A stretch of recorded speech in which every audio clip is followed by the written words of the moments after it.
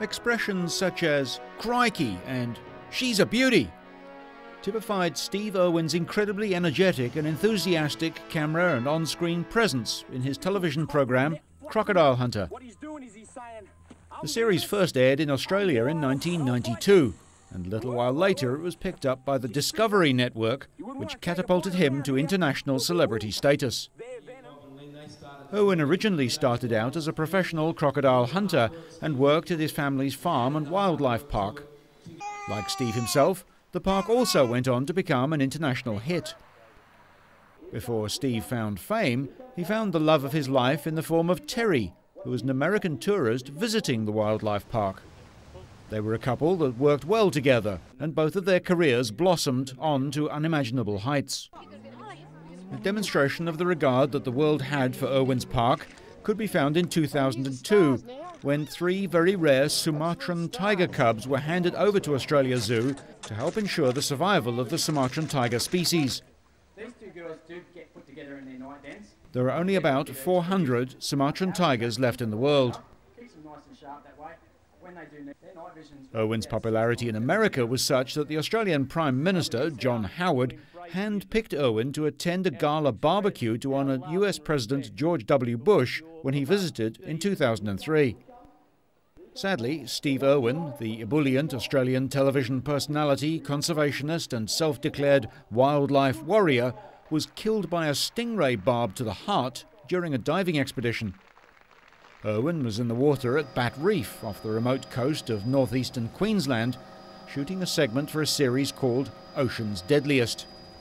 He swam too close to one of the animals, which have a poisonous barb on their tails. Crew members aboard the boat Croc 1 called emergency services in the nearest city, Cairns, and administered CPR as they rushed the boat to nearby Low Island to meet a rescue helicopter. Later, his body could be seen arriving at Cairns Base Hospital, escorted by a police car. At Australia Zoo, flowers were dropped at the entrance, drivers sounding their horns in respect as they passed. Irwin is survived by his wife Terry from Oregon, whom he married in 1992, their 8-year-old daughter Bindi Sue, and son Bob, who was just 3 in December 2006. Within weeks of her father's death, Bindi was already back at work in her new role as a wildlife warrior. And look at his big, long fur. He's got really... She even took the stage as host of the Nickelodeon's Kids' Choice Awards, an engagement that her dad Steve was supposed to have fulfilled. Her manager, John Stainton, a longtime friend of the family, defended Bindi's workload in the wake of her loss, pointing out that she has spent much of her life in front of the cameras and is not overly stressed about appearing in the media.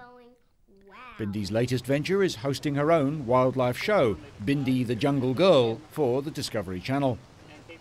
With the Bindi juggernaut set to launch her into global superstardom, some critics are questioning her workload so soon after her dad's death.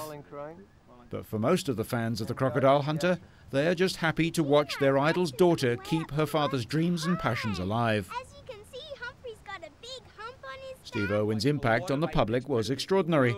Hundreds of mourners turned out to pay tribute to him at his wildlife park on the day after the accident. Some were too distressed to speak, and fans of all ages laid flowers and other mementos outside the entrance of Australia Zoo, north of Brisbane. People also left messages of condolences on a khaki ranger shirt of the type made famous by the Crocodile Hunter.